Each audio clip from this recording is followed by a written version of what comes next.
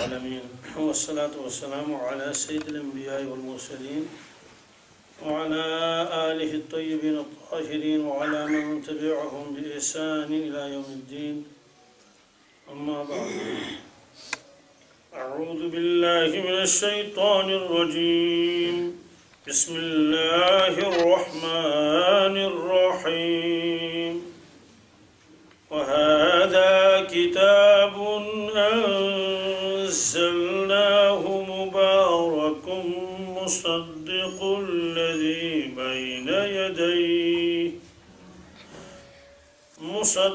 الذي بين يديه ولتنذر أم القرى ومن حولها والذين يؤمنون بالآخرة يؤمنون به وهم على صلاتهم يحافظون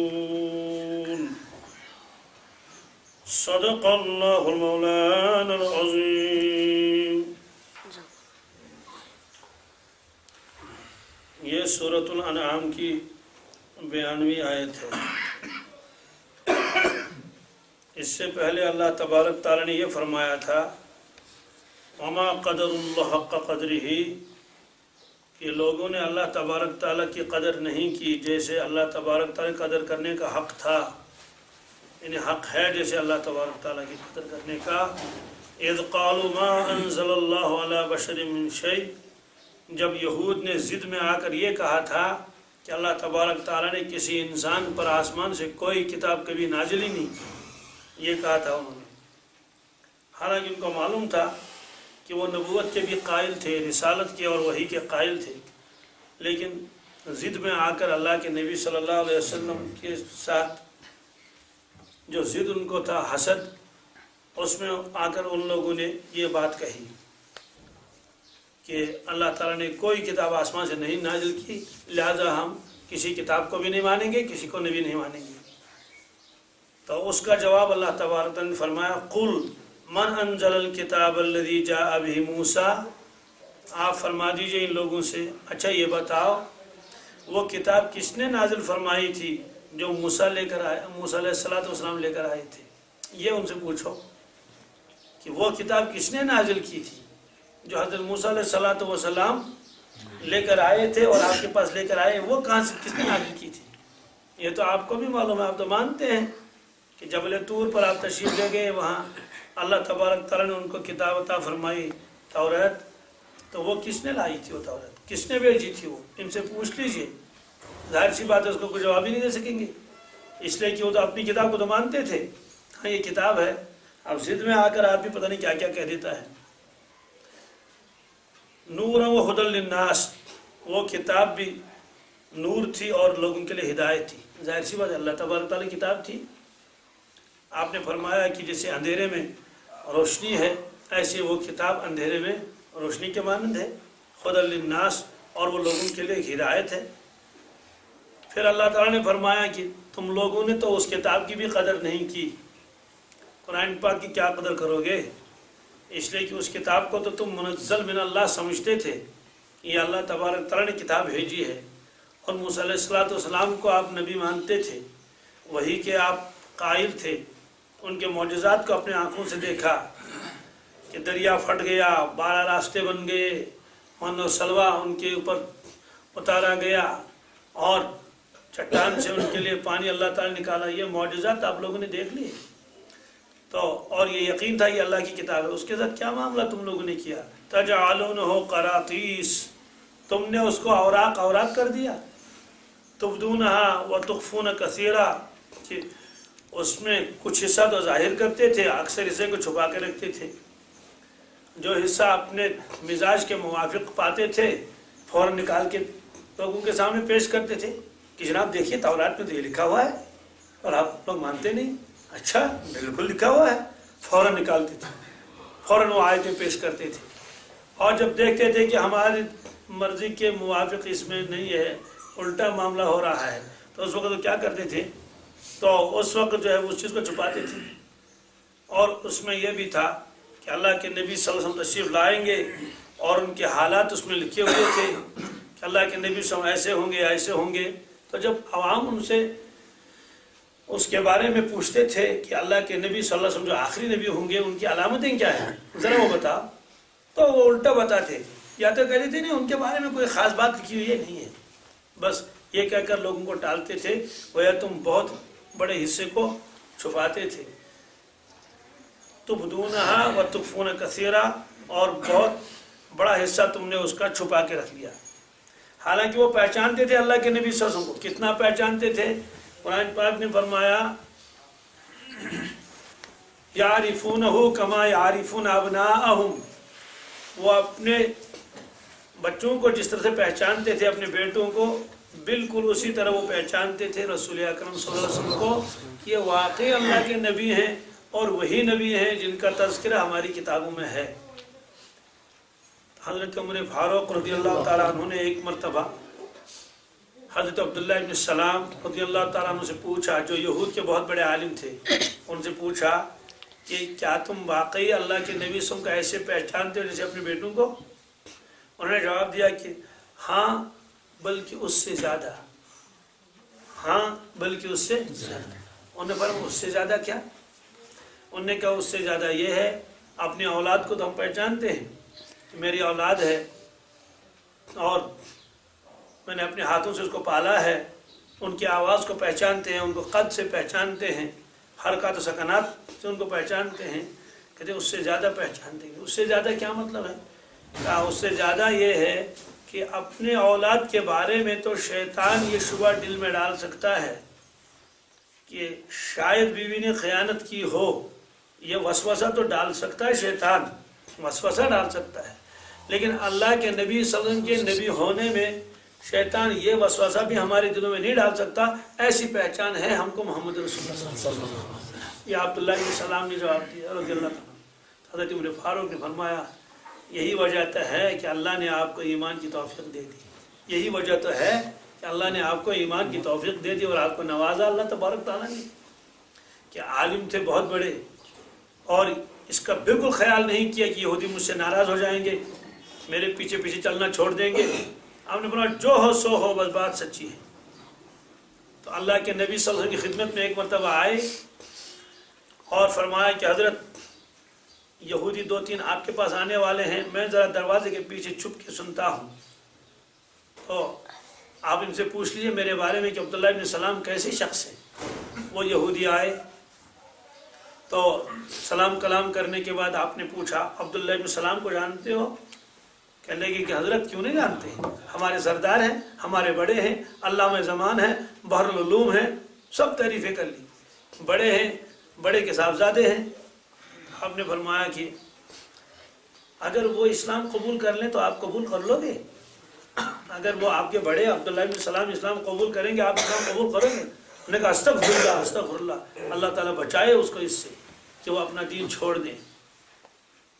تو بہرحال یہ انہوں نے کہا، تو عبداللہ بن سلام تو وہیں تھے دروازے کے پیچھے، وہ مجمع میں آئے، انہوں نے کہا کہ حضرت آپ گواہ رہے ہیں، سارے مجلس والے گواہ رہے ہیں، اشہد ان لا الہ الا اللہ و اشہد ان محمد عبدہ و رسولہ، میں اسلام قبول کر لیتا ہوں اور یہود تم بھی مسلمان ہو جاؤ۔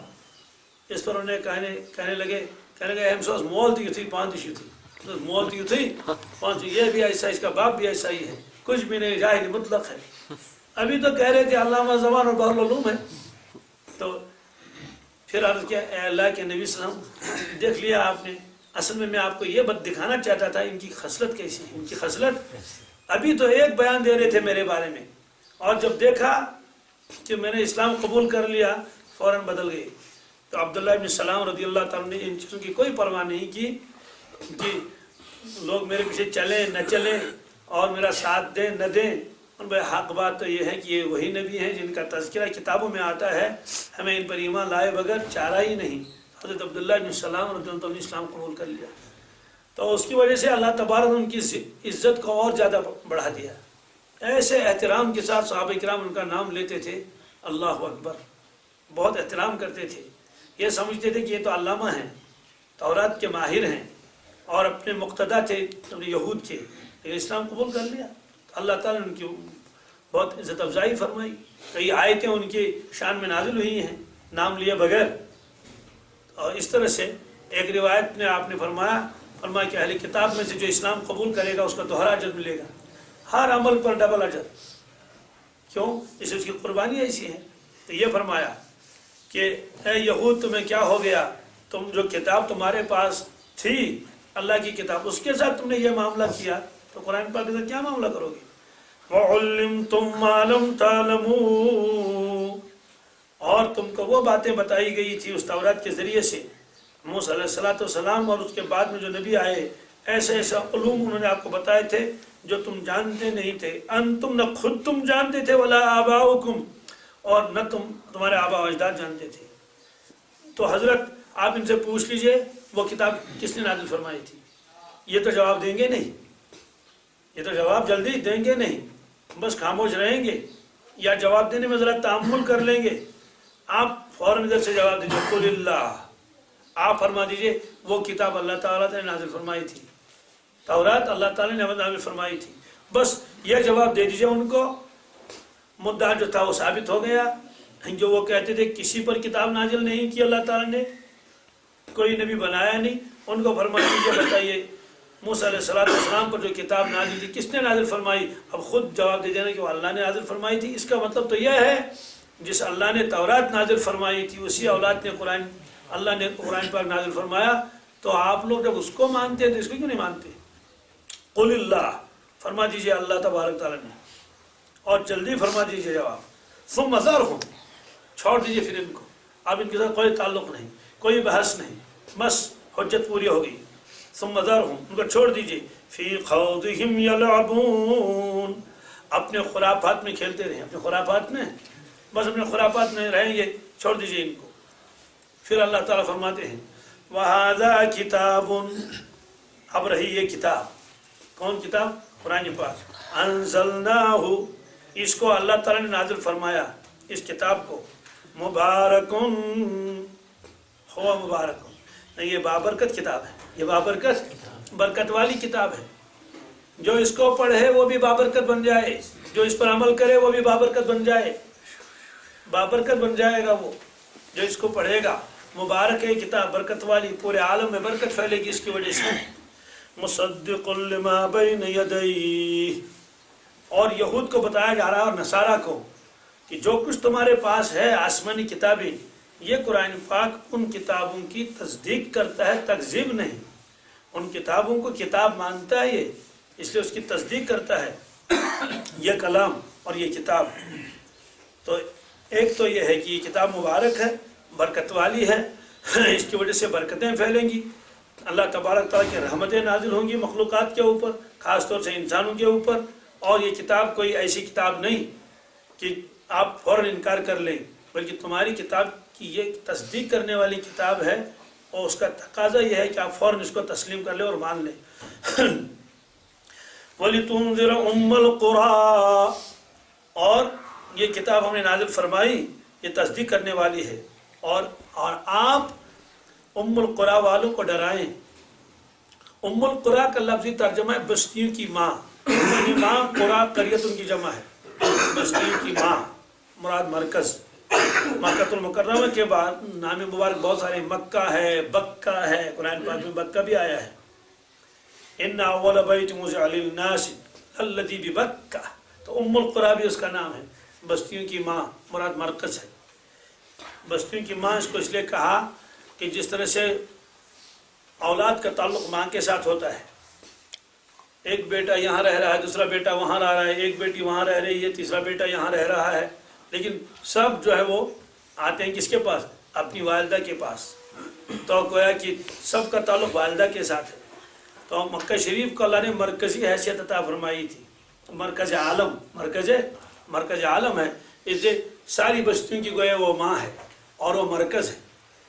ومن حولہا، ایک تو آپ ڈرائیں مکہ شریف والوں کو، اور جو اس کے ارد گرد ہیں ان کو بھی ڈرائیں.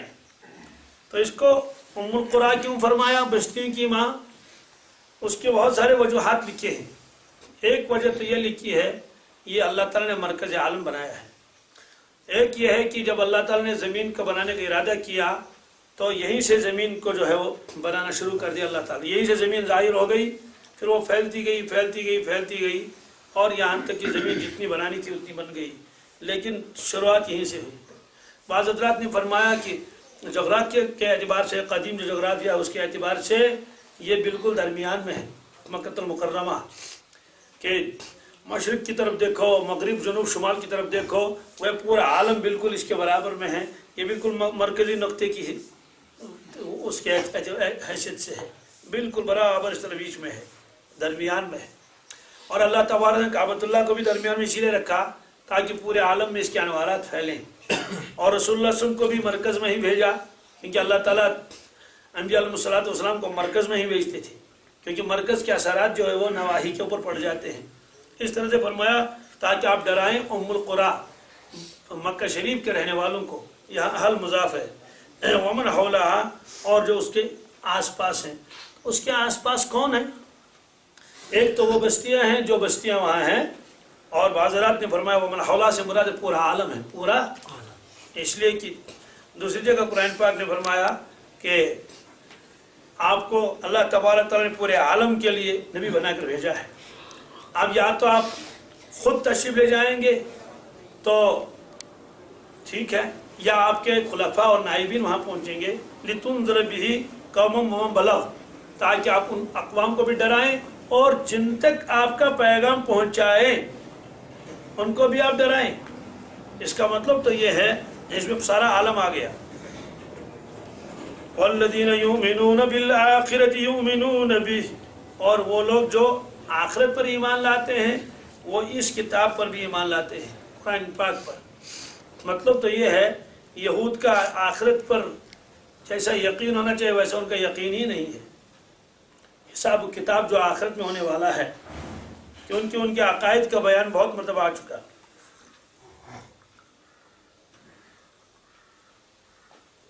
جب ان کو آخرت سے ڈرایا جاتا تھا وہ کہتے تھے کہ ہم کو ڈرنے کی ضرورت نہیں ہے. کیوں؟ لن تمسنا النار الا ایاما معدودہ، ہم دوزخ میں جائیں گے نہیں، اگر جانا ہی پڑے تو چند دن کے لیے، اس کے بعد چھٹی دے دی جائے گی، کہیں چلے جاؤ بس. اس لیے ہم کو آپ کوئی ڈر نہیں، ہم کو ڈراؤ مت آخرت کے خوف سے. اور کبھی کہتے تھے کہ ہمارے آباء و اجداد جو انبیاء علیہ الصلوۃ والسلام ہیں، ان کی نیکی ہماری طرف منتقل ہو جاتی ہے، ان کی نیکی ہماری طرف منتقل ہو جاتی ہے. اس لیے گویا کہ ہم ان کے نیکی کے بڑے حصہ دار ہیں، لہذا ہمارے لیے جنت واجب ہے، چاہے ہم کچھ کریں یا نہ کریں. شاید اس سے پہلے وہ درس میں آ چکا تھا کہ بائبل میں عبارت موجود ہے، وہ کہتے تھے کہ جس طرح سے انگور کی بیل جو ہوتی ہے، انگور کا درخت، اس کی بیلیں ہوتی ہیں، اس کی شاخیں ہوتی ہیں لمبی لمبی، اور انگور بالکل ایسے آم کی طرح نہیں، تو وہ تو اپنے جو پھیلاتا ہے اپنی شاخیں، اس کے لیے سہارے کی ضرورت ہوتی ہے. تو نیچے سے ڈنڈے لگائے جاتے ہیں اور اس کو ٹٹیاں کہتے ہیں، وہ لگائی جاتی ہیں تو اس پر وہ آگے چل رہا ہے، تو سہارا نیچے اس کا ہے. وہ کہتے تھے کہ بالکل یہود جو ہے یہ پھیل رہے، چل رہے ہیں، اور ان کا سہارا دے رہے ہیں ان کے آباء و اجداد ان کے سہارے پر یہ چل رہے ہیں. یہاں بھی چل رہے ہیں اور آگے بھی چلے جائیں گے، اسے گھبرانے کی کوئی ضرورت نہیں ہے. یہ ان کے ذہنوں میں بٹھایا گیا تھا. تو اللہ تعالیٰ فرماتے ہیں جو آخرت پر حقیقت میں ایمان لاتے ہیں، یؤمنون بہ، وہ اس مقدس کتاب پر ایمان لائیں گے. وَهُمْ عَلَىٰ صَلَاتِهِمْ يُحَافِظُونَ، اور وہ اس کتاب اور وہ نمازوں کے پابند ہیں، اور وہ نمازوں کے یہ نمازوں کے پابند ہیں. یہ لفظ کیوں لائے؟ فرماتے ہیں یہاں نماز کی انتہائی اہمیت اور اشرفیت ظاہر کرنے کے لیے یہ فرمایا کہ ایمان کے بعد تذکرہ کیا، کس کا؟ نماز کا تذکرہ کیا ایمان کے بعد. معلوم ہوا کہ یہ لازم ملزوم ہے. اس سے پہلے سبق میں آ گیا، اللہ کے نبی صلی اللہ علیہ وسلم مدینہ طیبہ تشریف لے گئے. 16-17 مہینے آپ نے بیت المقدس کی طرف رک کر کے نماز ادا فرمائی. اس کے بعد آپ کی تمنا تھی کہ کسی طرح سے جو ہے وہ اب قبلہ ہمارا ہو جائے کون؟ قبلہ ابراہیمی، یعنی کعبۃ اللہ، خانہ کعبہ قبلہ ابراہیم علیہ السلام کا، اور بیت المقدس قبلہ ہے انبیاء بنی اسرائیل کا، موسیٰ علیہ السلام کا، عیسیٰ علیہ السلام کا، زکریا علیہ السلام کا. ان حضرات کا قبلہ وہ تھا. آپ مدینہ طیبہ تشریف لائے اور آپ بیت المقدس کی طرف رک کر کے نماز پڑھتے تھے. لیکن تمنا تھی کہ ہمارا رخ جو ہے کس کی طرف ہو، کعبۃ اللہ کی، کعبۃ اللہ افضل ہے. اس پر بھی یہود نے اعتراضات بہت کیے. سَيَقُولُ السُّفَهَاءُ مِنَ النَّاسِ مَا وَلَّاهُمْ عَنْ قِبْلَتِهِمُ الَّتِي كَانُوا عَلَيْهَا. جب تحویل قبلہ کا حکم آیا انہوں نے اعتراضات کیے کہ ان مسلمانوں کو کیا ہوا، کوئی ٹھکانہ ہی نہیں، کبھی ادھر رک کر کے نماز پڑھتے ہیں، کبھی ادھر رک کر کے نماز پڑھتے ہیں. کبھی یہود کہتے تھے اصل میں مسلمان ہماری نقل کرتے ہیں ہمارے قبلے کی، کبھی کہتے تھے کہ ان کے دین میں ہمارے دین میں کوئی خاص فرق نہیں ہے، لہذا ان کا دین اختیار کرنے کی کوئی ضرورت نہیں ہے، جب ایک جیسا ہے تو پھر ضرورت بدلنے کی ضرورت ہی کیا ہے. کبھی یہ کہتے تھے. تو حالانکہ وہ جانتے تھے کہ یہ صحیح ہے کہ تورات میں لکھا تھا ان کا لقب ہے نبی قبلتین، یہ دو قبلوں کے نبی ہوں گے. یہ خصوصیت صرف اللہ کے نبی صلی اللہ علیہ وسلم کی. آپ نے بیت المقدس کی طرف رک کر کے بھی نماز ادا فرمائی ہے اور کعبۃ اللہ کی طرف بھی. تو کعبۃ اللہ پھر مستقل قبلہ بنا ہے قیامت تک کے لیے. تو اس وقت ان لوگوں نے اعتراضات کیے بہت سارے. ان اعتراضات میں ایک اعتراض یہ بھی تھا کیا کہ جو آپ نے 17 مہینے نماز پڑھی بیت المقدس کی طرف رک کر کے مدینہ طیبہ میں، وہ ساری کی ساری نماز ضائع ہو گئی، اور اس دوران میں جن لوگوں کا انتقال ہوا وہ بے نمازی وفات ہو گئے.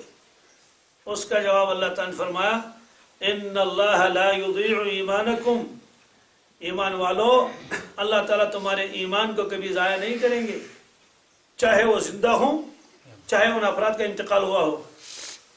وہاں مفسرین کرام نے لکھا ہے بظاہر تو یہ ہونا چاہیے ان اللہ لا یضیع صلاتکم، یہ 17 مہینے کی نماز اللہ تعالیٰ ضائع نہیں کریں گے، کیونکہ اصل تو صرف نماز پر ہی تو اعتراض ہوا تھا نا.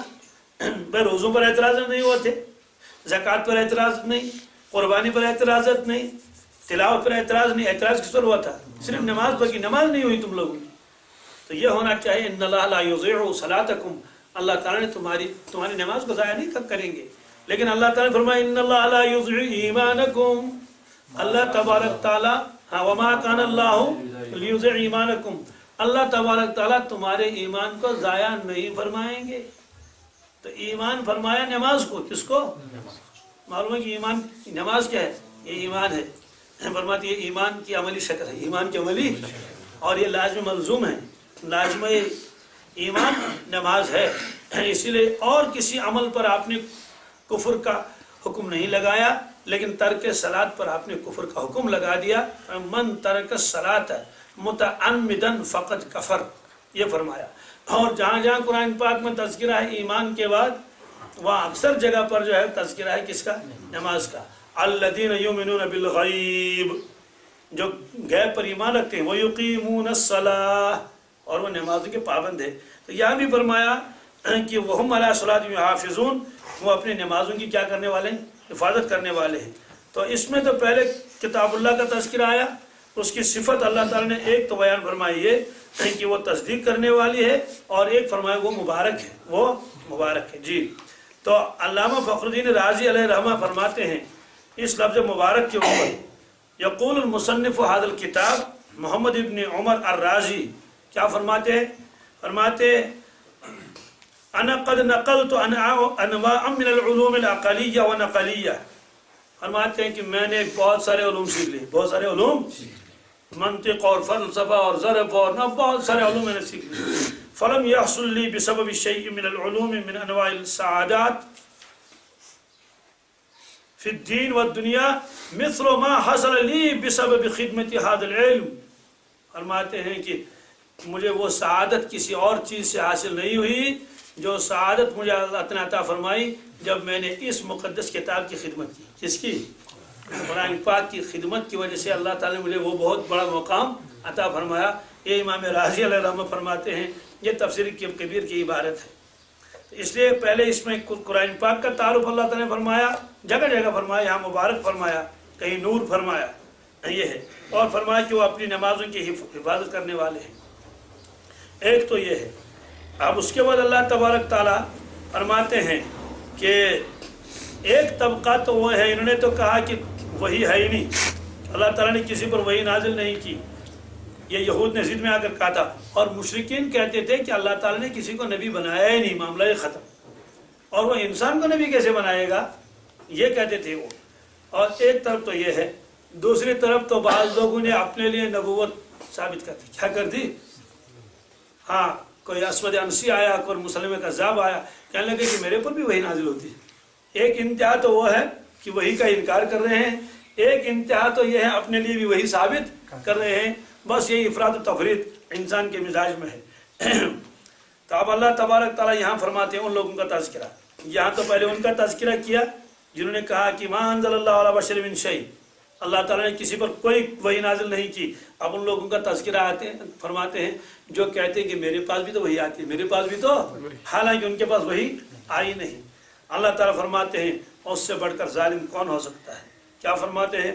वमन अज़लमु मिम्मन इफ्तरा अलल्लाहि कज़िबन औ क़ाल ऊहिया इलैया वलम यूहा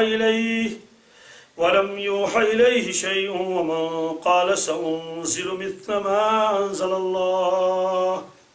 वमन अज़लमु मिम्मन इफ्तरा अलल्लाहि कज़िबन, उस शख्स से बढ़कर ज्यादा जालिम कौन हो सकता है जो अल्लाह तबारक ताला की तरफ झूठ निस्बत करे, झूठ बांधे।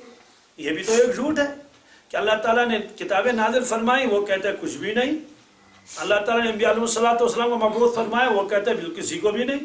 तो गोया कि ये झूठ बांधना हुआ किस पर? अल्लाह तबारक ताला पर, कि उन चीज़ों का इनकार करना है जिन चीज़ों की तस्दीक अल्लाह तबारक ताला ने अपने कलाम के पाक में फरमाई। औ क़ाल ऊहिया इलैया, या तो कहता है कि मेरे पास भी वही भेजी गई, वलम यूहा इलैहि, हालांकि उसके पास वही भेजी नहीं गई, लेकिन वो दावा करता है कि मेरे पास वही भेजी गई। इसके अंदर सारे मुद्दे नबूवत आ गए। अल्लाह के नबी सल्लल्लाहु अलैहि वसल्लम ने फरमाया कि मेरे बाद में 30 बड़े दज्जाल आएंगे। क्या? यानी झूठे, सलासून दज्जालुन कज़्ज़ाबून कुल्लुहुम यज़अमु अन्नहु नबिय्युन, हर शख्स दावा करेगा मैं नबी हूँ, मैं नबी हूँ। और आपने फरमाया सुनो लोगों, मैं आखिरी नबी हूँ, मेरे बाद कोई नबी नहीं आएगा। जो नबूवत का दावा करेगा वो झूठा होगा, वो कज़्ज़ाब होगा। तो अल्लाह के नबी सल्लल्लाहु अलैहि वसल्लम के ज़माने में ही कई लोगों ने नबूवत का दावा किया। उसमें ख़ास तौर से एक आता है वो मुसलम कज़्ज़ाब, मुसलम जी, उसको कज़्ज़ाब कहते हैं, उसने नबूवत का दावा किया। और इसी तरह से सुना जो एक शहर है यमन में, वहाँ भी एक शख्स गुजरा है अस्वद अंसी, अस्वद, हाँ, उसने भी दावा किया था किसका? नबूवत का दावा किया। तो बहरहाल मुसलम कज़्ज़ाब को भी मारा गया, अस्वद अंसी को भी मारा गया। इसी तरह से एक औरत भी खड़ी हो गई, सच जी, उसे कहा गया कि अल्लाह के नबी से फरमाया ला नबी बादी, मेरे बाद में कोई नबी नहीं आएगा, आप क्यों? उन्होंने कहा, आपने फरमाया ला नबी बादी, मेरे बाद में कोई मर्द नबी नहीं आएगा, औरत के बारे में आपने नहीं फरमाया। और आपने ला नबी कहा, ला नबीयतुन नहीं कहा, इसलिए उसने भी क्या कर लिया? दावा कर लिया। ये फरमाते हैं कि वो कहता है कि मेरे ऊपर भी वही नाजिल हुई है। और उस सिलसिले में उन्होंने क्या किया, और कुछ कलाम भी बना लिया। क्या? एक शख्स से कहा गया कि अगर तुमको अल्लाह ने नबी बनाया है तो वही आप पर नाजिल होती होगी, कलाम सुनाओ। अब वो क्या कलाम सुनाएगा, तो उसने नकल करनी शुरू कर दी। अलम तरा कैफ फ़अल रब्बुका बिअस्हाबिल फील, तो मजमून तो वहाँ से निकाला और जोड़ दिया अलकारिया तो मलकारिया पर, वमा अदराका मलकारिया, कहने के अलफील मलफील, अलफील वमा अदराका मलफील। तो साथी ने कहा मैं खामोश रहो, किसी से और कहना नहीं, क्योंकि ये तुम्हारा कलाम जो है ये तो हमारे अलग से भी नहीं उतरता है। तो इस तरह से बहुत सारे झूठे नबी आए और आखिर में बहुत बड़ा झूठा नबी आ गया। नबी कहना मामूली बात नहीं है। गुलाम अहमद कादियानी, उसने भी एक किताबें बहुत सारी लिखी, एक कसीदा लिखा, कसीदा आजाजिया, कसीदा आजाजिया नाम है उस किताब का जी, इन्हें मौजज़ाना कलाम। क्या? तो उलमाए किराम तो बैठेंगे नहीं, उन्होंने कहा आ जाओ हम देखेंगे मौजज़ाना कलाम ये क्या नहीं। उन्होंने कहा देखो यहाँ पर सर्फी गलती ये है, यहाँ पर नहवी गलती ये है, यहाँ पर ग्रामर की गलती ये है, तो यहाँ पर ये फंसी भली कलाम फसाद से गिर गया है। इसलिए छोटे छोटे मौलवी ने उसकी गलती निकाली, कर ये आसमानी कलाम है क्या? इस तरह से इन लोगों ने कोशिश की कलाम बनाने की। तो अल्लाह ताला फरमाते इससे बढ़कर जालिम कौन हो सकता है जो अल्लाह ताला पर झूठ बांधे और तहमत घड़े और या कहेगा कि मेरे पास वही आई है, हालांकि उसके पास वही नहीं आई है। उलमाए किराम ने फरमाया है कि جس کے پاس وحی نہیں آئی وہ کہے میرے پاس وحی آئی تو ظالم ہے۔ اسی طرح سے جو آدمی خواب تراشے، کیا خواب دیکھا نہیں اور لوگوں کے سامنے خواب بیان کرے، مثلا کہے گا میں نے رسول اللہ صلی اللہ علیہ وسلم کو خواب میں دیکھا، آپ نے یہ فرمایا میں نے ابو بکر صدیق کو خواب میں دیکھا، یا ویسے میں نے خواب میں دیکھا میں حج کر رہا تھا، تاکہ لوگ اس کے معتقد ہو جائیں گے یشو کمالس موتمد، تو فرماتے ہیں وہ بھی اس آیت کے اندر شامل ہے۔ وہ بھی اس آیت کے اندر اس سے بڑھ کر ظالم کون ہو سکتا ہے کہ جس پر وہی نازل نہیں ہوئی وہ کہتے میرے پر وہی نازل نہیں، اس سے بڑھ کر ظالم کون ہو سکتا ہے جس نے خواب دیکھا نہیں اور وہ کہتا ہے کہ میں نے یہ خواب دیکھا ہے، جھوٹا خواب۔ اسی طرح سے کوئی آدمی الہام کا دعویٰ کرے، کیا کہتے کہ میرے پر الہام ہوتا ہے، حالانکہ الہام ہوتا نہیں ہے، فرمایا کہ وہ بھی اس کے اندر آ جائے گا۔ تو کوئی آدمی اپنے اوہام کو اور خیالات کو کہے گا یہ فیض غیبی ہے، وہ بھی اس کے اندر آ جائے گا، یہ فرمایا۔ اسی طرح سے بعض حضرات نے فرمایا جو آدمی کہے گا کہ مجھے اس وحی کی ضرورت نہیں ہے، میرے پاس مستقل وحی آتی ہے، مستقل وحی، اس وحی کی ضرورت نہیں ہے، مجھے الہامات ہو جاتے ہیں، حالانکہ ہوتے نہیں ہیں۔ فرماتے ہیں کہ جو آدمی آثار سلف سے اور فقہ و سنن سے اپنے آپ کو مستغنی سمجھ کر کہے گا کہ میری رائے ہے اور وہ اس کے مقابلے میں ہے، اس کے فرماتے ہیں کہ اور اس مسئلے میں میری یہ رائے ہے، اور پھر یہ کہے گا یہ احکامات عوام کے لیے، میں تو خواص میں سے ہوں، کس میں؟ فرماتے ہیں کہ وہ بھی اس وحید میں شامل ہو جائے گا۔ جی کل مجھے فون کر رہے تھے، انہوں نے کہا کیا تصوف و سلوک میں کوئی مقام ایسا ہے کہ جس میں آدمی کو نماز معاف ہو جاتی ہے؟ میں نے کہا کہ کوئی مقام نہیں، کہ کیوں؟ کہ میں نے کہا جو تصوف کے بڑے بڑے امام ہیں میں نے ان کے نام گنائے تفصیل کے ساتھ، میں نے کہا ان میں سے کسی نے یہ نہیں کہا کہ تمہاری نماز معاف ہے۔ میں نے کہا سب سے بڑے بزرگ تو خود اللہ کے نبی صلی اللہ علیہ وسلم ہیں، وہ تو تصوف اور سلوک کے تو امام ہیں، اور انہوں نے تو یہ نہیں فرمایا مجھے نماز معاف ہو گئی۔ اور آپ تو آخری ایام میں بھی 2 صحابہ کے سہارے تشریف لائے، اور کتابوں میں لکھا ہوا ہے آپ کے پائے مبارک آپ اٹھ نہیں پاتے تھے، انہیں اٹھا نہیں پاتے تھے پائے مبارک، بلکہ یوں چل رہے تھے، یوں یوں یوں، اتنی، تب بھی آپ نے نماز پڑھ لی۔ میں نے کہا کتابوں میں تو لکھا ہے کہ آدمی کھڑے ہو کر نماز نہ پڑھ سکے بیٹھ کر پڑھ لے، بیٹھ کر نہ پڑھ سکے تو لیٹ کر پڑھ لے، لیٹ کر نہ پڑھے تو اشاروں سے پڑھ لے، اور اگر ایسا بھی نہیں ہے اور اسی حال میں انتقال ہوا تو حساب لگا لے کتنے دنوں کی نماز اس کی نہیں پڑھی ہے، اس نے بھائی 6 دن نماز نہیں پڑھ لی تو اس کا صدقہ دے دو، اس کا ہر دن 6 صدقے فطر، کتنے؟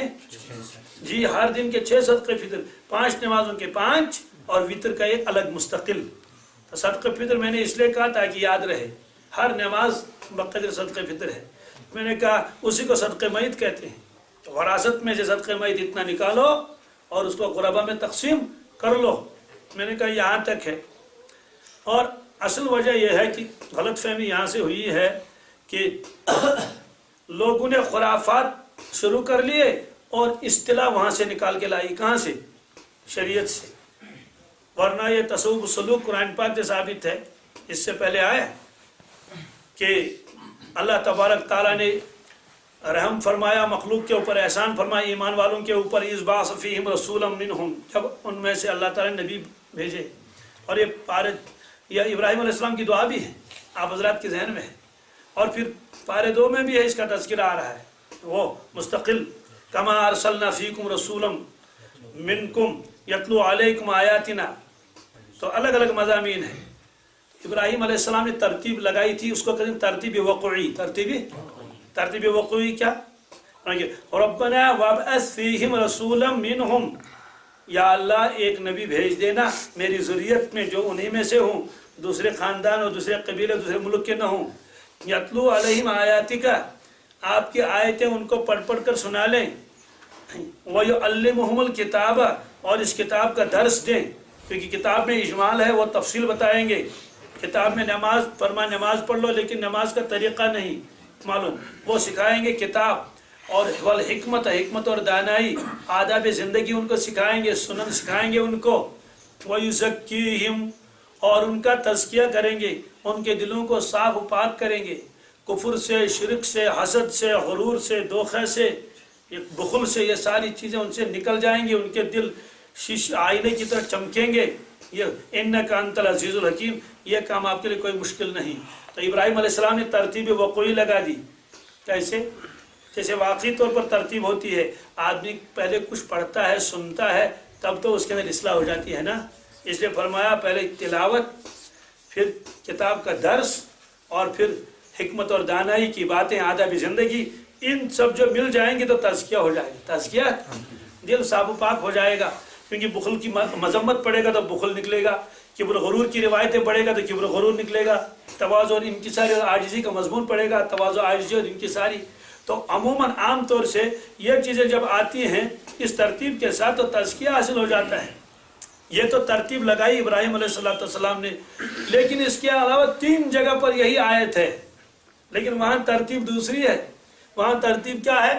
हुवल्लज़ी बअस फिल उम्मीयीन रसूलन मिनहुम यतलू अलैहिम आयातिही व युज़क्कीहिम। क्या? वो अल्लाह रब्बुल इज़्ज़त वो है जिसने अनपढ़ों में अपना नबी भेजा, जो उन पर आयतों की तिलावत करता है और उनका तज़किया करता है। और उनका तो तज़किया को अल्लाह ताला ने 3 जगह पर पहले फरमाया और तालीमी किताब और हिकमत को बाद में फरमाया। मुफस्सिरीन किराम लिखते हैं ये अल्लाह ताला ने इसलिए फरमाया, असल में तालीमी किताब, तालीमी हिकमत और तिलावत ये सब इसलिए है ताकि दिल पाक हो जाए। दिल पाक, अगर दिल ही पाक नहीं हुआ तो फिर ये सारी चीज़ें तो उसके हक़ में बेकार साबित हो जाएंगी। इसलिए पाकीज़े दिल की अहमियत के लिए अल्लाह ने उसको दूसरे नंबर पर लाया। इब्राहिम अलैहिस्सलाम ने तो दूसरी तरतीब लगाई थी, तो इब्राहिम अल्लाह ताला ने फरमाया कि ये चीज़ बहुत अहम है, तज़किया। क्यों? अगर तालीमी किताब भी है, दर्स तदरीस भी है, आमाल भी है, दिल सही नहीं है, इखलास दिल में नहीं है, रिया दूसरी चीज़ें हैं, तो कुछ हासिल हो जाएगा?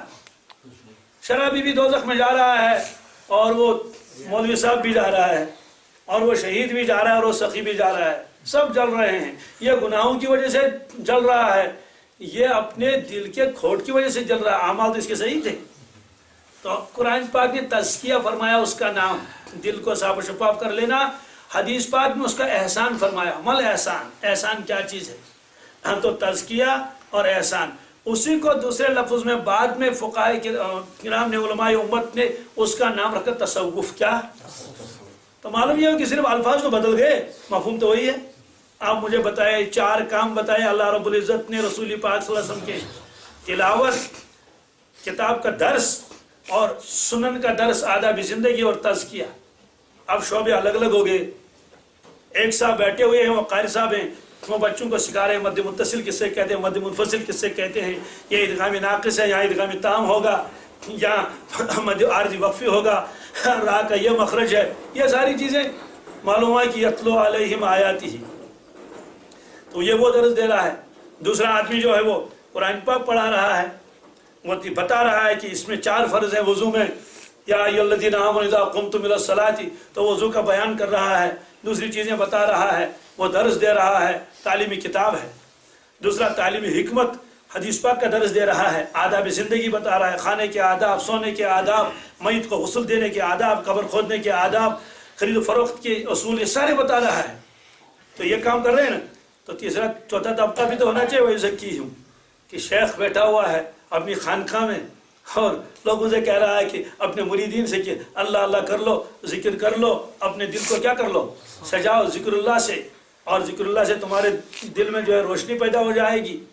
तो जब उन सब कामों पर कोई एतराज़ात नहीं करता है तो इस काम पर क्यों एतराज़ात करे? हाँ, एतराज़ इसलिए हो रहा है कि जिस तरह से बहुत सारी बिदअतें हम लोग करते हैं उसकी वजह से मसलक हनफी बदनाम हो गया। सब समझते हैं शायद इमाम अबू हनीफा रहमतुल्लाह ने ये फरमाया हो, ये लिखा हो, हालांकि हज़रत इमाम अबू हनीफा और बाद के फ़ुक़हा ने और उलमा ने वो लिखा ही नहीं, वो हम लोगों ने खुद कोई बिदअत गढ़ डाल दी उसमें। तो बिदअतों का नाम रख दिया हनफी मसलक, हालांकि उसमें कोई गुंजाइश नहीं। ऐसे ही क्या गाना गाने का नाम रखा तसव्वुफ़, और चरस पीने का नाम रखा, जो जल्दी चरस की वो चिलम खाली कर दे वो सबसे बड़ा सूफी है ना। तो लोगों ने तसव्वुफ़ नाम रखा किसका? इन गुनाहों का, इस ان خرافات کا.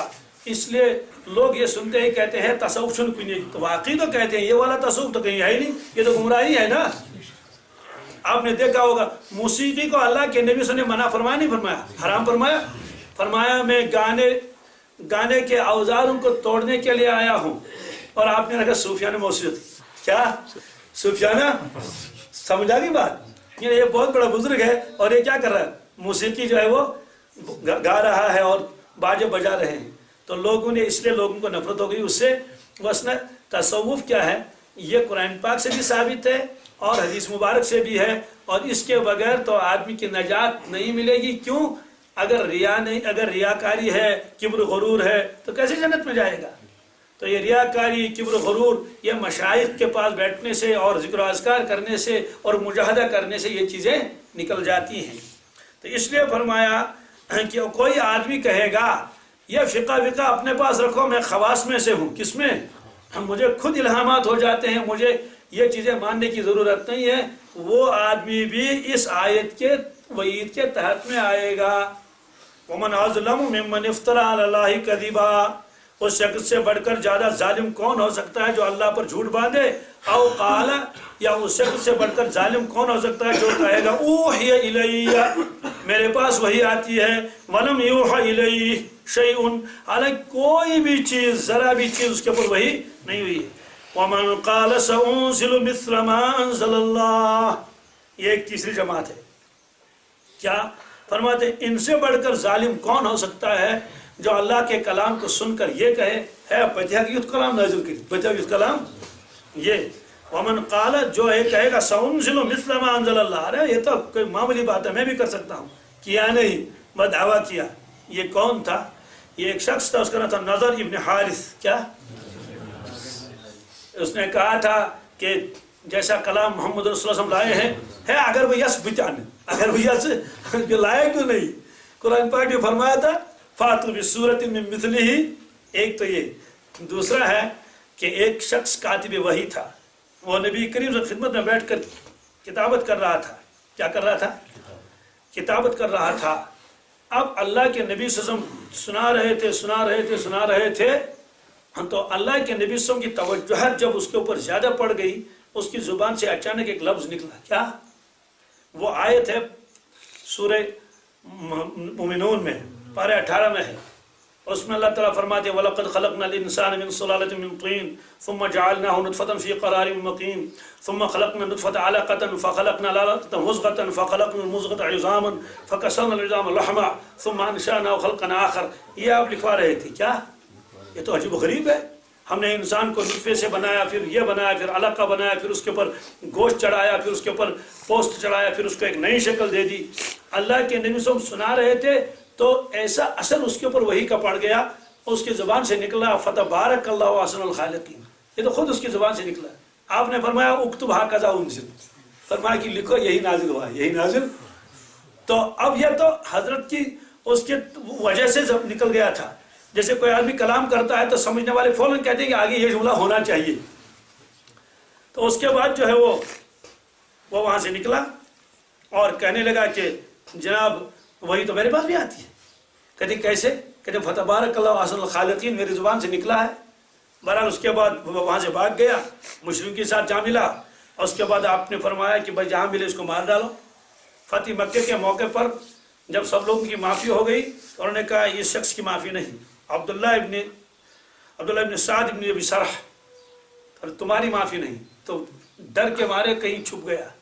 بعد میں حضرت عثمان رضی اللہ تعالیٰ عنہ کو ساتھ لائے اور ان سے کہا میں معافی مانگتا ہوں، میں نے سچی توبہ کر لی، تو میرے پاس کوئی وحی وغیرہ نہیں آ رہی ہے، میں دوبارہ اسلام میں داخل ہونا چاہتا ہوں، میری سفارش کر لو. میری سفارش تو حضرت عثمان غنی رضی اللہ تعالیٰ عنہ تشریف لائے اور ان کی سفارش کر لی، تو سچی توبہ کر لی، اللہ کے نبی صلی اللہ علیہ وسلم عرصہ اسلام قبول کر لیا، اور پھر اس کے بعد بہت سارے کارنامے انجام دے دیے، پھر بن گئے رضی اللہ تعالی عنہ.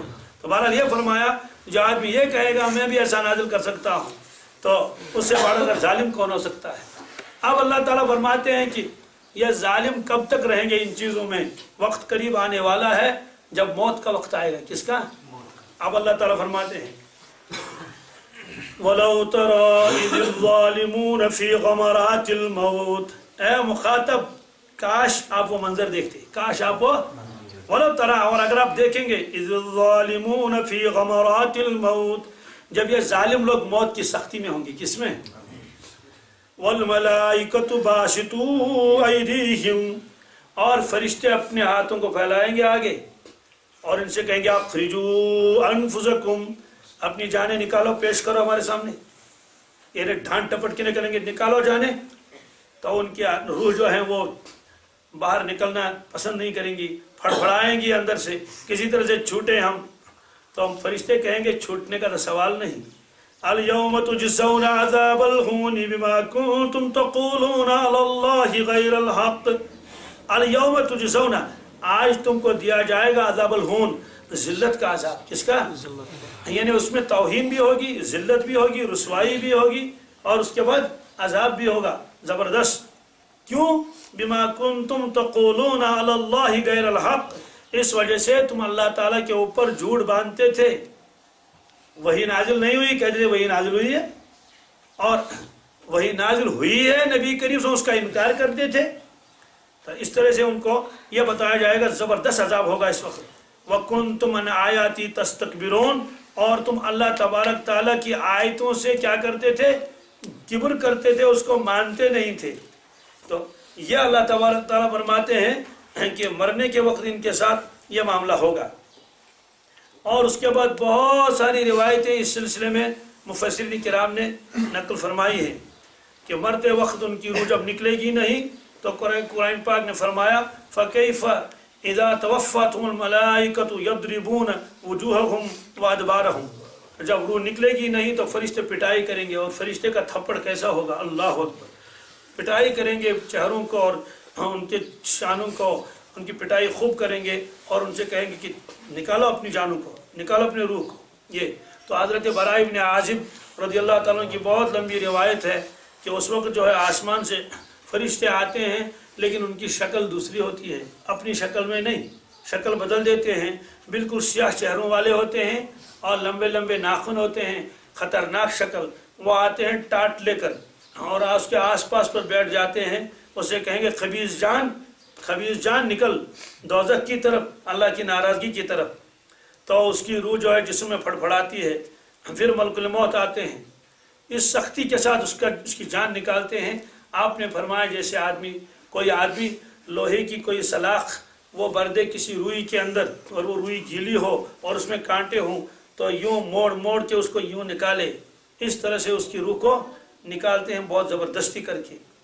تو بس جو ہی ملک الموت ہاتھ میں لے لیتے ہیں تو فوراً باقی فرشتے اس کو بدبودار والے ٹاٹ میں بھر لیتے ہیں، لے جاتے ہیں. تو پورے علاقے میں بدبو پھیلتی ہے، ایسی بدبو کہ زمین میں ایسی بدبو کبھی نہیں پھیلی، جیسے کہیں سڑی ہوئی لاش کہیں ہو، جیسے کتا مر گیا ہو کہیں. اتنی بدبو پھیلتی ہے اس کو. اب اس کو آسمان کی طرف لے جاتے ہیں تو آسمان کا دروازہ بند. آسمان کا دروازہ، قرآن پاک نے فرمایا لا تفتح لهم ابواب السماء، آسمان کے دروازے ان کے لیے نہیں کھولے جائیں گے. ولا يدخلون الجنہ، اسی کی جنت تو وہی ہے نا اوپر، عند سدرۃ المنتہی عندہا جنت المأویٰ. جب دروازہ ہی نہیں کھولا، فرمایا یہ دوزخ جنت میں نہیں جا سکتے. حتی یلج الجمل فی سم الخیاط، یہاں تک کہ اونٹ سوئی کے ناگے کے اندر سے داخل نہ ہو جائے. تو یہ تو ناممکن ہے، اونٹ کیسے داخل ہو جائے گا سوئی کے ناگے کے اندر؟ سوئی کا ناکا جس کو کہتے ہیں، سزن پوا ہو ایسا. فرمایا کہ جتنا یہ ناممکن ہے اتنا ان کا جنت میں جانا ناممکن ہے، یہ نہیں جا سکتے. تو یہ فرمایا کہ اس وقت فرشتے ان سے کہیں گے اخرجوا انفسکم، نکالو اپنی جانیں. تو آج تم کو ایسی ذلت اور عذاب دیا جائے گا جیسے ذلت کا عذاب آج تک ہم نے کبھی دیکھا نہیں. تو یہ فرمایا کہ اگر آپ اس منظر کو دیکھیں گے بہت بہت خطرناک منظر ہوگا. ولو ترا، یعنی اگر آپ دیکھیں گے تو بہت خطرناک. ولو ترا اے ترا امرن عظیما، امرن بہت ہولناک منظر اس وقت ہوگا جب ان کی جانیں نکالیں گے. وَكُنْتُمْ عَنْ آیَاتِی تَسْتَكْبِرُونَ، اور تم اللہ کی نشانیوں کے مقابلے میں، آیتوں کے مقابلے میں تکبر کرتے تھے، ماننے کے لیے تیار نہیں تھے. پھر اس کے بعد ایک اور جملہ بتایا جائے گا ان کو بہت عجیب. وَلَقَدْ جِئْتُمُونَا فُرَادَىٰ كَمَا خَلَقْنَاكُمْ أَوَّلَ مَرَّةٍ، آ گئے ہمارے پاس اکیلے اکیلے، آ گئے ہمارے پاس اکیلے اکیلے، جیسے ماں کے پیٹ سے پیدا ہوئے تھے، नंगे सर, नंगे बदन, नंगे पैर। आपने फरमाया युशर अन्नास यौमल क़ियामत हुफ़ातन औरातन गुरलन, क़यामत के दिन आएंगे लोग बिल्कुल ऐसे माँ के पेट से पैदा हुए हैं, गैर मख्तून, खुतना किए हुए बगैर मर्द ऐसी हालत में होंगे और नंगे होंगे, ये नंगे होंगे। और अल्लाह ताला फरमाएंगे वलक़द जीतुमूना, आगे तुम लोग हमारे पास फुरादा, अकेले अकेले। मतलब तो ये है कि तुम्हारी वो पार्टी कहाँ गई, तुम्हारा वो जुत्ता कहाँ गया, जिनके ऊपर तुम्हारा पूरा एतमाद था, ये हमारे पीछे पीछे चलने वाले हैं। तुम्हारे औलाद कहाँ गई, औलाद भी साथ नहीं, दोस्त भी साथ नहीं, कुंबा भी साथ नहीं, वो यार बरादरी तुम्हारी कहाँ गई, अब अकेले आ गए, कोई साथ नहीं, न माल साथ लाए और न औलाद साथ लाए, न पार्टी, सब कुछ भी नहीं, फुरादा आए अकेले। वतरक्तुम मा खव्वलनाकुम, और तुमने छोड़ दिया वो सब कुछ जो हमने तुम्हें दिया था। फैक्ट्री भी दी थी वो भी साथ नहीं लाए, और गाड़ी भी दी थी वो साथ नहीं लाए, और बड़ा कुंबा था आपका, बड़ा नाज था आपको, मेरी पार्टी है और मैं फला हूँ और फला हूँ, वो कहाँ गए, सब छोड़ दिए। वरा ज़ुहूरिकुम, अपने पीछे। अब उनको बताया जा रहा है। एक मरतबा जब ये आयत नाजिल हुई तो एक काफिर ने कहा, कहने का मुझे क्या गम है, अगर फंस जाऊंगा अजाब में, लात उज़्ज़ा तो छुड़ाएंगे, लात उज़्ज़ा और ये लात उज़्ज़ा साथ रहेंगे। अल्लाह ताला फरमाएंगे तुम्हारा लात और उज़्ज़ा कहाँ गया, वो कहाँ गया। वमा नरा माकुम, हम नहीं देखते हैं तुम्हारे साथ शुफाउकुमुल्लज़ीना ज़अमतुम, उन सिफारिश करने वालों को, शफात करने वालों को हम नहीं देख रहे हैं। अल्लज़ी ज़अमतुम, जिनके बारे में तुम्हारा गुमान था, अन्नहुम फ़ीकुम शुरका, तुम्हारे मामले में वो भी शरीक है और तुम उसको खुदाई में शरीक ठहराते थे, वो कहाँ गए, वो नजर नहीं आ रहे हैं। आप तो कह रहे थे लात और उज़्ज़ा मुझे बचाएगा, कहाँ है लात उज़्ज़ा तुम्हारा, तुम तो अकेले आ गए यहाँ। लक़द तक़त्तअ बैनकुम, और जो तुम्हारा मामला था दुनिया में दोस्तों के साथ, ताल्लुकात और रिश्तेदारों के साथ और औलाद के साथ और बुतों के साथ और देवी देवताओं के साथ, लक़द तक़त्तअ बैनकुम, वो सारा रिश्ता वो सब टूट गया, वो सब और मुनक़ता हो गया, आप अकेले तने तनहा यहाँ पहुँच गए।